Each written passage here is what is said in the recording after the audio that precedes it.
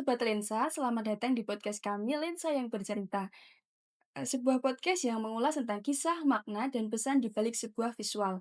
Saya Dara Puspa yang akan menemani kalian dalam 30 menit ke depan. Pada episode kali ini, kita akan membahas tema tentang komunikasi visual sebagai penggerak, pariwisata, kisah perjalanan menjadi seorang fotografer, serta bagaimana strategi visual bisa menjadi alat komunikasi, promosi, dan pemberdayaan pariwisata. Kali ini saya sudah bersama dengan seorang narasumber yang luar biasa, seorang fotografer sekaligus Ketua Pokdaris Parangkebito, Mas Agus Kurniawan Dharma. Halo Mas Agus, selamat Halo, datang, apa kabarnya? alhamdulillah baik, luar biasa. Hmm.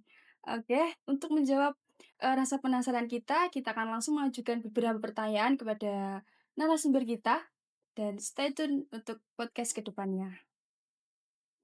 Baik, Mas, untuk pertanyaan yang pertama, bisa diceritakan sedikit tentang Mas Agus Kurniawan Dharma atau yang dikenal dengan Agus KD dan latar belakang Anda di dunia fotografi? Oke, terima kasih Mbak Dara, saya akan mencoba menjawab ya pertanyaan dari Mbak Dara terkait latar belakang saya di dunia fotografi itu sebenarnya dari saya bermain kamera memang dari SMA ya, udah dari tahun 2012. Tahun 2012 akhirnya, eee, di era Covid saya masuk di, salah satu TV swasta di Indonesia. Dan pegang beberapa program dan waktu itu saya fixer ya, belum belum belum Mmm, di kamera akhirnya, setelah itu ya karena berlatar belakang dari hobi, hobi motret akhirnya disuruh membantu untuk pengambilan gambar. Membantu untuk pengambilan gambar, setelah itu ya juga ada sedikit tabungan ya 2018, 2019, 2020 ada sedikit tabungan saya belikan kamera untuk ngonten waktu itu. jadi belum ke fotografer gitu ya, Mas? Belum, saya untuk ngonten waktu itu saya bermain YouTube, Mmm, setelah ada kejar jam tayang dan lain sebagainya di YouTube, akhirnya terpenuhi, terus ada beberapa teman nih yang suruh memotret di acara wedding waktu itu, mmm, wedding, alat pun baru kamera, saya belum ada flash waktu itu. Saya gunakan baru di foto seadanya outdoor ya? ya, baru seadanya baru-baru foto outdoor.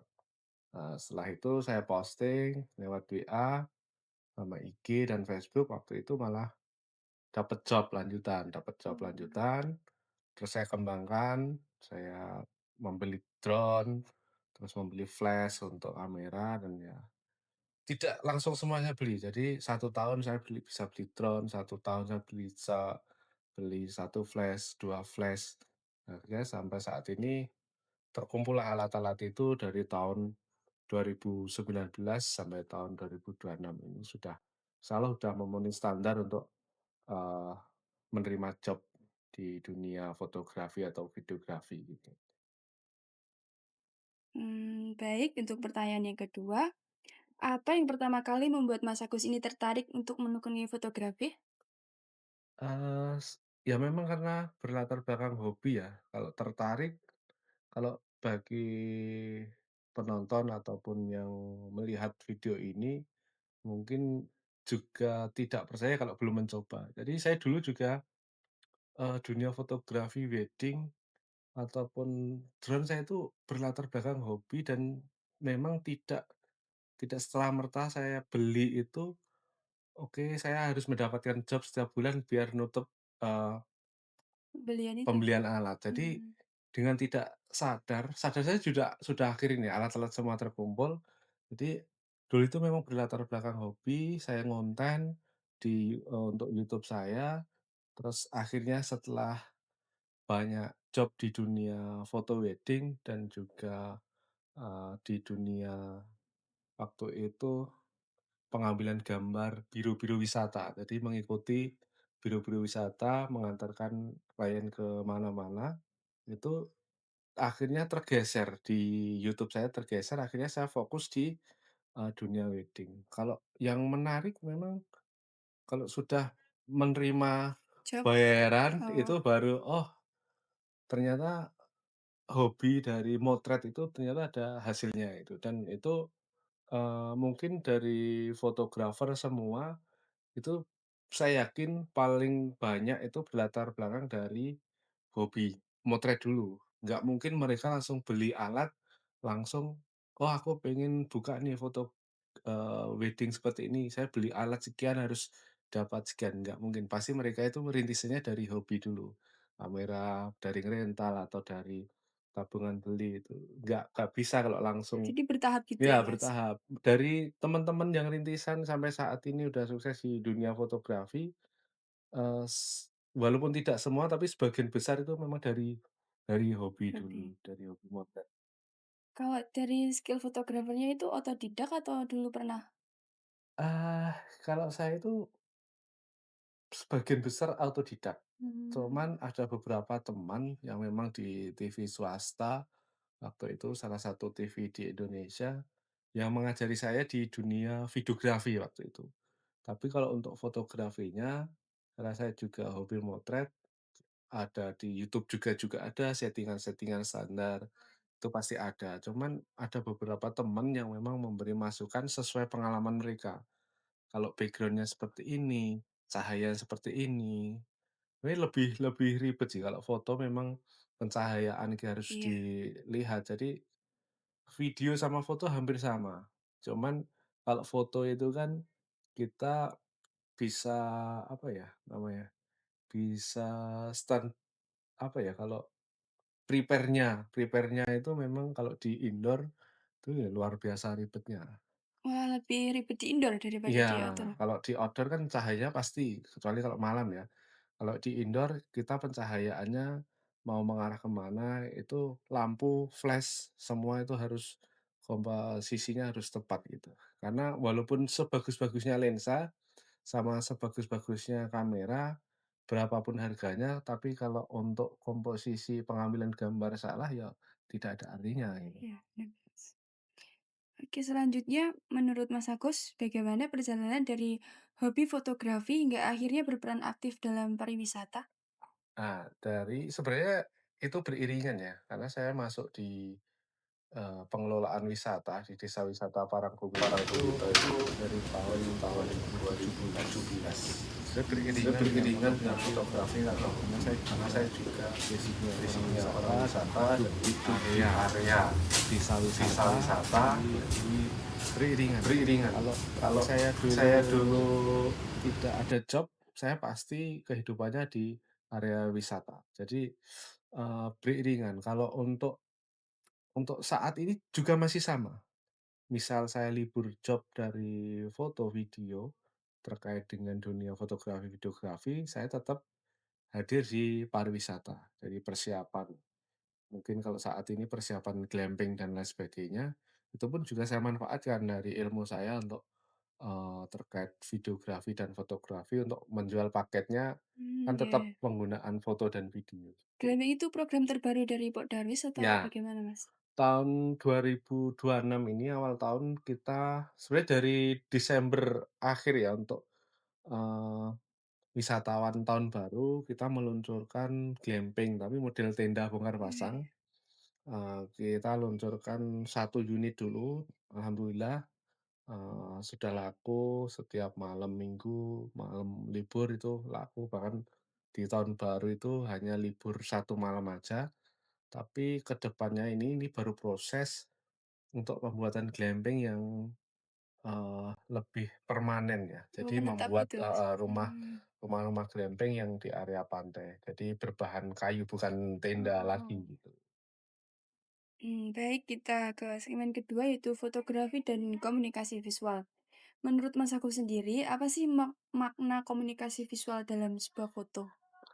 Jadi foto itu menurut saya pribadi ya, menurut sudut pandang saya itu, foto itu bukan asal nyepret, "Oh ini gambarnya bagus, oh ini pemandangannya bagus." Tapi foto itu, bisa dilihat orang, dirasakan orang, foto itu bercerita. Nah, kadang-kadang kita itu melihat foto hampir sama dengan lukisan. Jadi foto itu, bisa menceritakan suasana saat difoto, bukan hanya sekedar, "Oh ini gunungnya bagus, oh ini, ada orang lewat di foto. Jadi bener-bener bercerita. Saya pernah membuat foto, mencoba membuat foto, landscape alam juga pernah, membuat foto visualnya di dewa-dewi juga pernah, di Pantai Klotok juga pernah, di Desa Wisata Parungkubuto. Itu saya urutkan menjadi 4 baris waktu itu. Jadi Mmm, menceritakan, jadi oh nggak asal-asalan tidak posting gitu asal-asalan. ya? Jadi ada urutannya, oh Pantai Klotok itu terkait wisata kan tidak lepas dari, eee, daya tariknya. Daya tariknya apa tuh kalau pantai? Mungkin ya area pasir, mungkin area spot selfie-nya, mungkin area gazebo-nya. Nah itu saya urutkan, saya foto dan sebisa mungkin dari foto terkait wisata ya, itu harus, ada orang yang in-frame di situ, entah pengunjung dan lain sebagainya kayaknya harus ada, karena Objeknya bertujuan manusia? iya, biar Oh, kelihatan hidup, bukan serta-merta kita foto keadaan posisi kosong, mungkin kalau posisi kosong, mungkin bahasa sekarang hidden gem dan lain sebagainya. Nah, tetap itu harus menggunakan satu atau 2 orang di situ, karena untuk menghidupkan suatu foto, oh di pantai nih, kalau cuma kita foto pantainya saja, ya terlihat sepi itu kayak kurang hidup, tapi kalau ada 2 3 orang yang berenang di situ, oh ternyata pantainya bisa untuk berenang, oh ternyata aman dikunjungi di situ. Kan mmm, bahasa foto kan informasi secara tidak langsung yang iya akan nggak dilihat tertulis gitu ya, Mas? nah, yang akan dilihat orang di masa yang akan datang juga jika kita posting kan, "Oh ini Pantai Klotok yang tahun 2026 nih." Nah, nanti yang tahun 2030 kan kalau di-post di media itu nggak akan hilang, jadi akan bercerita terus gitu. Untuk menghidupkan suatu foto harus ada objek di situ. Baik, yang selanjutnya, apakah fotografi bisa dikatakan sebagai media komunikasi yang efektif, khususnya dalam konteks jurnalistik? Iya, kalau fotografi kembali lagi ya, kalau foto itu bagi saya wajib foto yang bisa menceritakan keadaan sesuatu saat kita jepret. Jadi dari masa lalu sampai saat ini, foto itu sangat-sangat berpengaruh untuk menceritakan. Jadi sangat-sangat berpengaruh dan iya, jawaban saya iya. Karena sebuah foto itu adalah media informasi.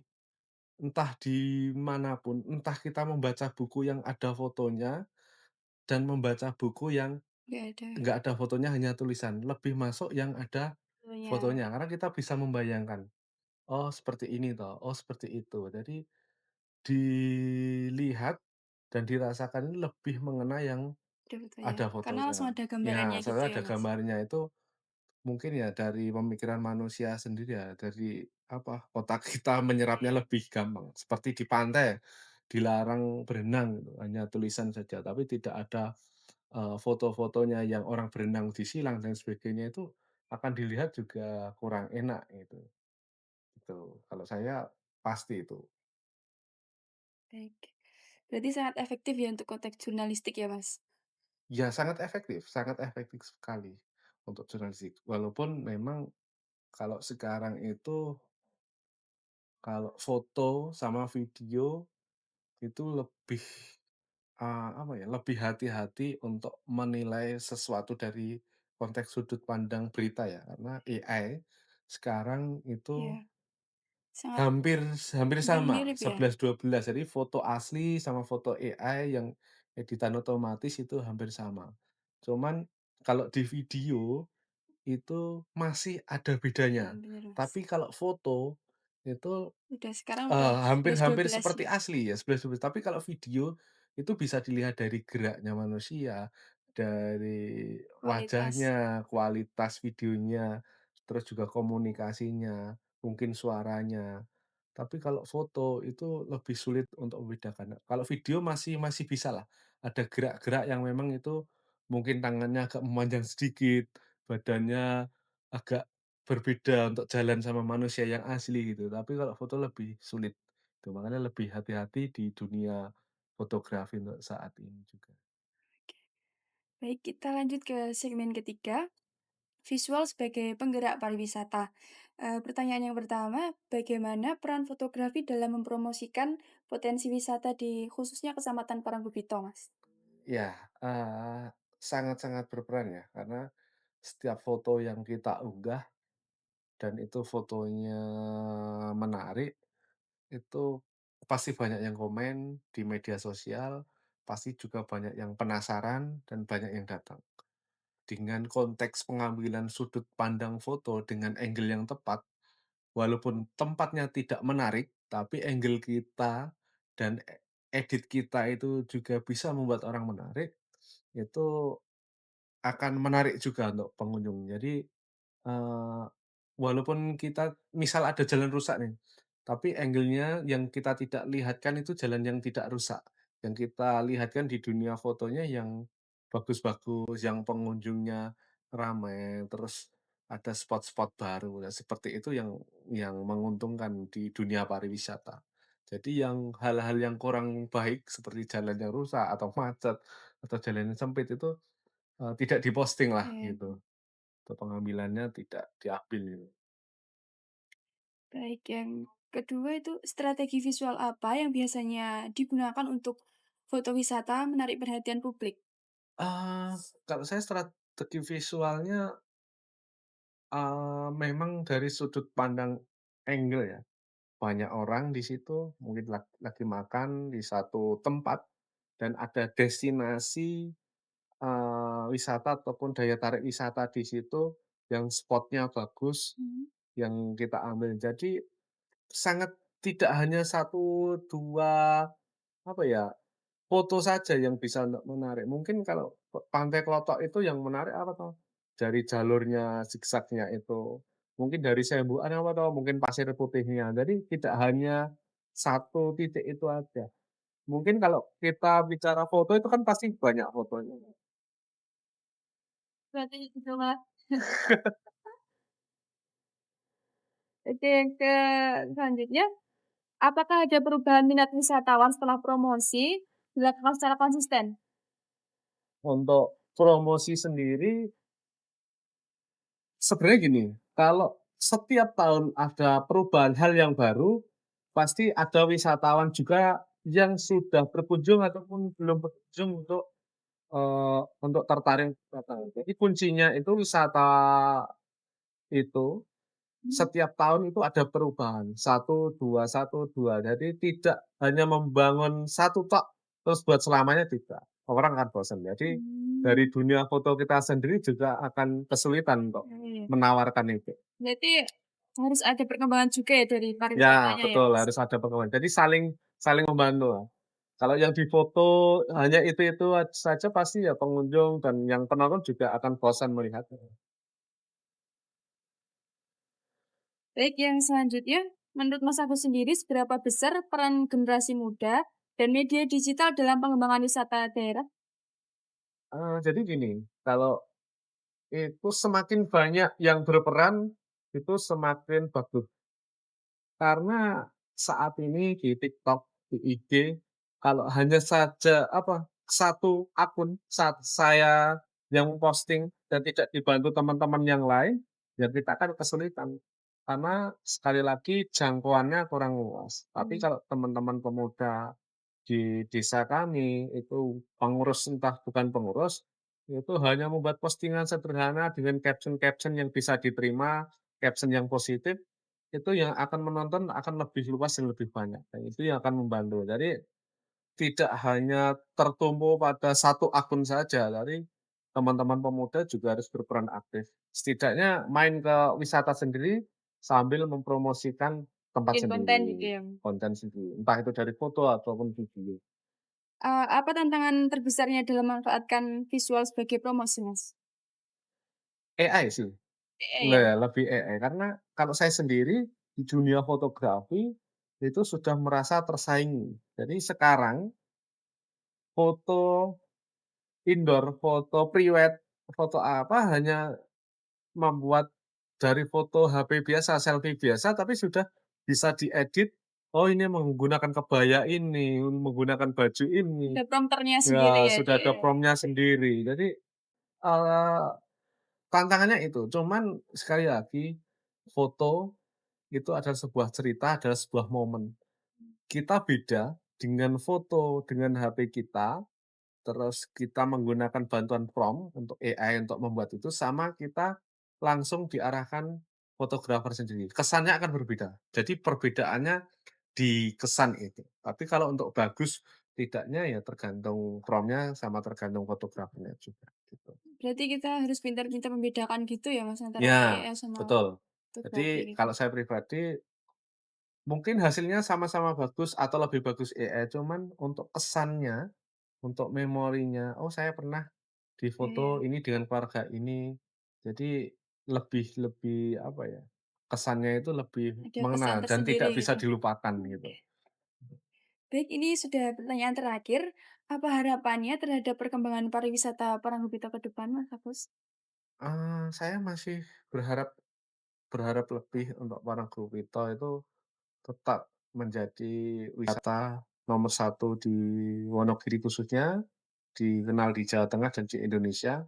Kita berupaya, membenahi membenahi apa yang, selama ini kurang kita benahi. Salah satunya adalah glamping penginapan.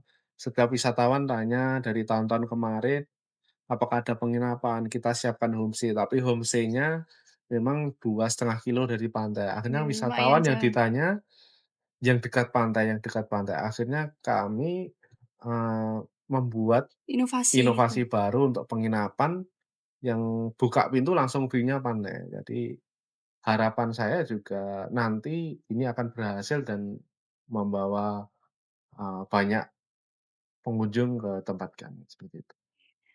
Baik, Mas, terima kasih banyak sudah mau bercerita atas dan insight yang sangat inspiratif di sore hari ini. Dari obrolan kali ini, kita belajar bahwa sebuah visual bukan hanya soal keindahan, tetapi juga tentang komunikasi, promosi, dan pemberdayaan. Semoga podcast Lensa yang bercerita bisa memberikan perspektif baru bagi pendengar tentang pentingnya komunikasi visual dalam menggerakkan pariwisata. Saya Dara Puspa pamit undur diri, sampai jumpa di episode selanjutnya, dan tetap lihat dunia dari sudut pandang yang bercerita.